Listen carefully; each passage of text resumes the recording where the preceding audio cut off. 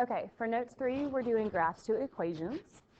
So what we're going to be doing is looking at the graph of a line and trying to figure out what the equation is that made that line on the graph. So linear equations are always written in what's called slope-intercept form. So that's what you should write in your first blank.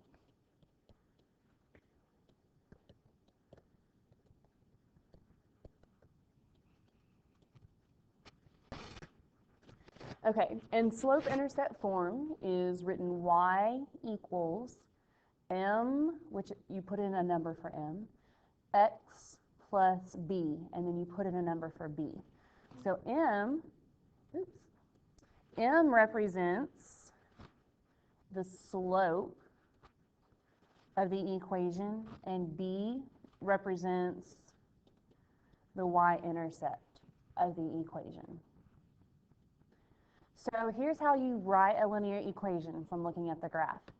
Determine the y-intercept, determine the slope, and then fill in for y equals mx plus b, because m is the slope and b is the y-intercept. So once you have those numbers, you just substitute them into this formula right here. Okay, so on example 1, I'm going to try to make it a little bit bigger. Okay, the first question that we have here, it says, what is the y-intercept, or what is the b in the equation? So remember, it's y equals mx plus b is our formula. So when it's asking for what the y-intercept is, what you're going to do is find your y-axis and find the place where your line crosses through. So I can see right here is where my line crosses through, and it crosses through on -4. So the b in my equation is going to be -4. Then it says, what is the slope? So what I've got to do now is try to find some places that the line crosses through. So I can see it crosses through there, and then again right there, and then again right there. So I can see what it's doing is it's going up 1 over 2, up 1 over 2, up 1 over 2. So that means that the slope is up 1 over 2, or 1/2, okay? And slope is the m in y equals mx plus b. So I'm going to replace the m with 1/2 and the b with -4. So I end up with an equation of y equals 1/2 x minus 4. So it's always written like that. It's always got the slope in front of x and then the y-intercept as a constant after it. Okay, then for example 2, keep in mind, we're still working with y equals mx plus b. So the first thing we have to look for is our y-intercept. So I look on the y-axis, I can see that it crosses right there on 3. So my y-intercept is 3. Then for the slope, I do notice that it's decreasing, so I know that it's got to be something kind of negative slope. And it looks like it crosses through again here, in there, in there. And there's another spot. So it looks like every time it's going down 3 over 2, down 3 over 2, which would mean the slope is -3 over 2. So remember, m is the slope, b is the y-intercept. So when I write my equation, I write y equals m, which is -3/2, x plus the b value, and our b value is 3. So our equation that made this line is y equals -3/2 x plus 3. Then on example 3, it's asking for the y-intercept again. On example 3, I can see that it crosses through the y-axis on 2. So I'm going to put a dot there. So the b value in y equals mx plus b is going to be 2. So I'm going to put a 2 in right there. And then for the slope, see it crosses there, again right there, again right there, and again right there. So I'm going up 2 over 1, up 2 over 1. So the slope is 2 over 1, which is just 2, which would mean that the slope-intercept form of this line is y equals 2x plus 2. Then, for example 4, notice this line is horizontal. So when you're in class, there is an example of a horizontal line right above the smartboard. And the y-intercept I can see is right there. Okay, so the y-intercept is at 8. And the slope of this line, well, it doesn't go up any, so it goes up 0 over 1, up 0 over 1 every time, which means the slope of this line is 0. And we have talked about that a little bit yesterday, because remember, it can form a z with the x-axis. So all horizontal lines have a slope of 0. And the slope-intercept form of this line, technically we could write it in y equals mx plus b. So our m would be 0 and our b would be 8. But we don't need to put y equals 0x plus 8, because there's no such thing as 0x. It's just 0. There's nothing there. So the slope-intercept form of this line would just be y equals 8.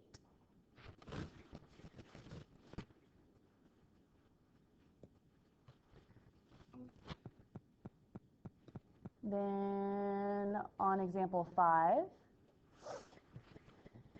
for this one, the y-intercept is 0, crosses through right there at the origin. And the slope, I can see it's something negative because I've got that decreasing line. So something negative. And go down 1 over 1, 2, 3, it looks like. Down 1 over 1, 2, 3. Down 1 over 1, 2, 3. Okay, so each time I went down 1 over 3. So if I'm doing y equals mx plus b, okay, my m, or my slope, is negative 1/3, and my b is 0 this time. Now, for this one, I still have to put y equals negative 1/3 x, but it's not necessary to put plus 0. You can if you'd like to, but you will never see it written that way, like in a textbook or on a test or anything like that. So it's just a better habit to get into. If your y-intercept is 0, then don't feel obligated to put anything down on there.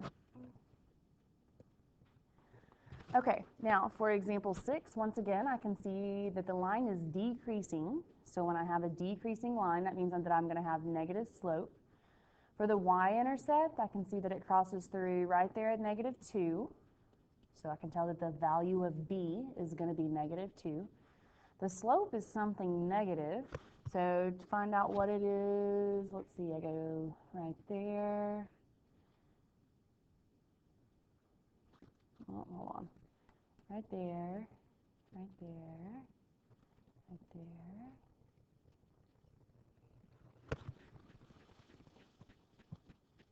Nope, that's actually off just a little bit. I can see that it goes through negative 2, 4. And it goes through again at 0, negative 2. So that'd be going down 1, 2, 3, 4, 5. Let's see. I can barely see from back here. 1, 2, 3, 4, 5, 1, 2. So it looks like I went down 5 over 2. So let me see if that works. I'm going to try it a second time. I'm going to go down 1, 2, 3, 4, 5 over 2. There, now it's going to work. And then let's see, I'll go one more time up this way. 1, 2, 3, 4, 5 over 2. There it is. So our slope is negative 5 over 2. So for the slope-intercept form of this line, I'm going to have y equals negative 5 over 2x minus 2. Then on example 7,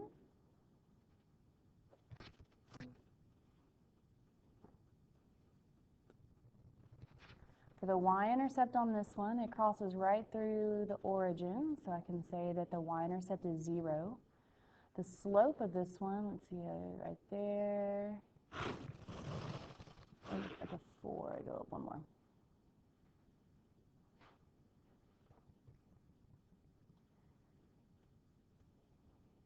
Okay, so it looks like I go up 1, 2, 3, 4 over 1, up 1, 2, 3, 4 over 1. So the slope is up 4 over 1, which is just 4. So if I was doing y equals mx plus b, the m, or the slope, would be 4, and the b, or the y-intercept, would be 0. So 4x plus 0, which is just y equals 4x. Okay, then on example 8, we have a vertical line. So the y-intercept, there is none. Now 0 is not an acceptable answer here. 0 would mean that it crossed through the origin, but since it doesn't, we're just going to say there is none. The slope, anytime that you have a slope and you're talking about a vertical line, remember you can do like this, and it turns a U. So since it turns into a U, this vertical line has undefined slope. We learned that yesterday. And then it wants to know what the slope-intercept form of the line is. Well, you can't really put it in slope-intercept form because it's not in y equals mx plus b. Anytime you have a vertical line, it actually has to start with x equals. So this is really the only time that you're going to have an exception. The reason we start it with x equals is because it doesn't touch the y-axis at all, so it can't be y equals something. It only touches x. So this vertical line only touches at -6 on the x-axis. So the equation is going to be x equals -6. So if it had touched over here at 4, then I would say x equals 4. Or if it had touched over here at 10, I would say x equals 10. Just wherever it touches on the x-axis, it's going to be x equals whatever number is touching. Okay, then on example 9, this one's kind of tricky. For example 9,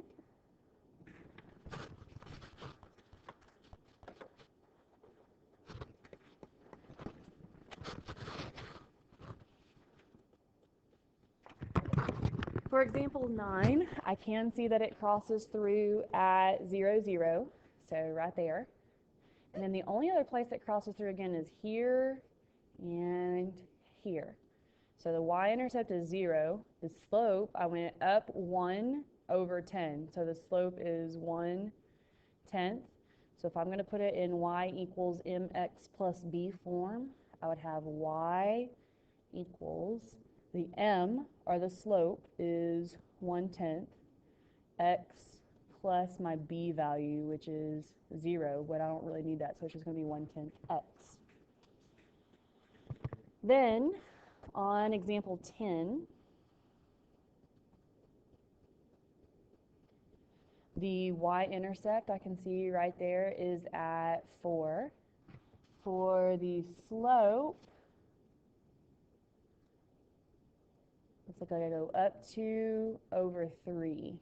Up 2 over 3. So the slope is 2/3. So if I'm going to put it in y equals mx plus b form, I would put y equals m, which is my slope, 2/3, x plus b, which is 4. So y equals 2/3 x plus 4. For example 11,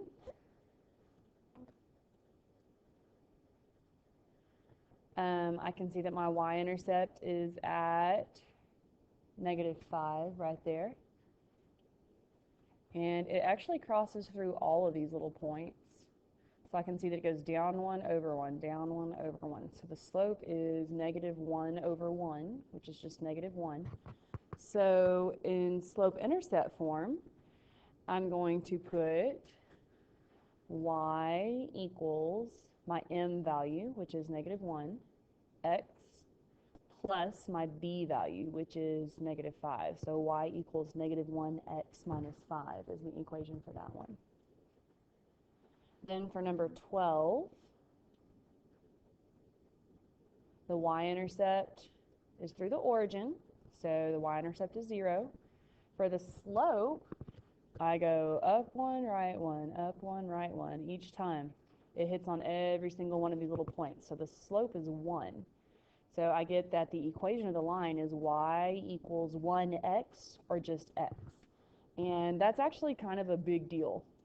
So a major concept that I need you to understand is that this y equals x function that we just wrote down is kind of a major deal. It's also known as the linear, oops, I skipped lines here. It's not on there. Okay, so it's not online, but you need to write down in this little space below here that the major concept is that it says this function and its graph are known as the linear parent function. So y equals x is the linear parent function, and this graph is the graph of the linear parent function. Okay, so one more thing that you need to know is this definition right here, which is a special type of linear relationship where the y-intercept is 0. So if the y-intercept is 0, then it is called a direct variation. Okay, and when there is a direct variation, the slope is known as the constant of variation. So if I look back at the graphs that we did, on the next question it says, which graphs from the examples above are examples of direct variation? When I look back at the graphs, 12 goes through 0, 0, the y-intercept is 0, so 12, graph 12 is an example of a direct variation. 11 is not, it does not go through the origin. 10 does not go through the origin, so 10 is not a direct variation. 9 does go through the origin, so 9 is an example of a direct variation. 8 does not go through the origin, so not 8. 7 does go through the origin, so number 7 is a direct variation. Let's see, what are the other ones? 6 does not go through the origin. 5 goes through the origin, so 5 is a direct variation. All right, let's see, what are some of the other ones? 4 does not go through the origin, so not 4. 3 does not. 2 does not go through the origin, and 1 does not go through the origin. So that's all the ones that go through the origin. So if they are a direct variation, then they have to go through the origin. So since these graphs were the only ones that go through the origin, they're the only ones that are examples of direct variation. So the homework tonight is actually off of a worksheet, so you'll be getting that from me, and we will do that in class together.